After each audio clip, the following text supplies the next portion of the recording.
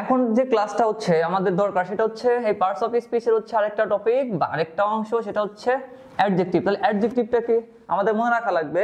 অ্যাডজেক্টিভটা হচ্ছে একটা modifying word. অ্যাডজেক্টিভটা একটা কি মডিফাইং ওয়ার্ড। তাহলে এই মডিফাইং ওয়ার্ড অর্থাৎ এই অ্যাডজেক্টিভ সবসময় মডিফাই করবে কাকে?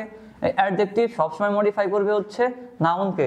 অর্থাৎ একটা নাউনের দোষ গুণ অবস্থা ইত্যাদি, একটা নাউনের কি দোষ গুণ অবস্থা ইত্যাদি আমরা যখন হচ্ছে প্রকাশ করি, একটা নাউনের কি দোষ গুণ অবস্থা ইত্যাদি যখন আমরা প্রকাশ করি, এই যে ওয়ার্ডগুলি দিয়ে প্রকাশ করি সেই ওয়ার্ডগুলিকে আমরা কি বলি? সেই ওয়ার্ডগুলিকে হচ্ছে আমরা কি বলি? সেই ওয়ার্ডগুলিকে আমরা বলি হচ্ছে অ্যাডজেক্টিভ। কি বলি? অ্যাডজেক্টিভ। যেমন আমি যদি বলি সেটা আমি একটা ওয়ার্ড লিখলাম যেটা হচ্ছে বয়, একটা ওয়ার্ড লিখলাম কি বয়, এই বয়টা হচ্ছে নাউন, এই বয়টা হচ্ছে কি নাউন। এখন এই বয়কে আমি কিভাবে মডিফাই করতে পারি? আমি লিখতে পারি সে হচ্ছে খারাপ ছেলে, তাহলে আমি লিখলাম হচ্ছে ব্যাড। আমি লিখলাম সে একটা ভালো ছেলে, আমি লিখলাম হচ্ছে গুড।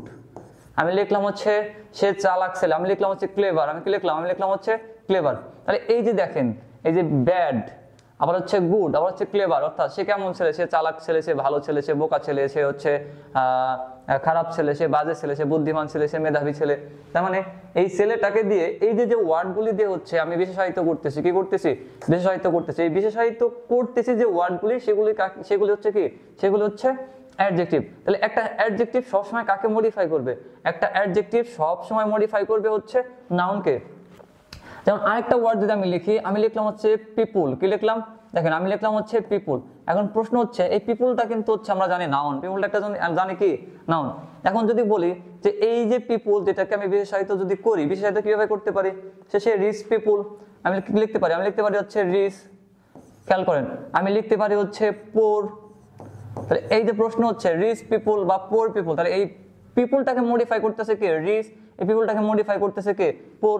তার মানে হচ্ছে যে যখন একটা নাউনের পূর্বে একটা ওয়ার্ড বসে সেই নাউনটাকে আমরা কি করি? মডিফাই করি, বিশেষায়িত করি, বিশেষায়িত করি। ওই বিশেষায়িত ওয়ার্ডগুলোকে আমরা বলা হয় কি?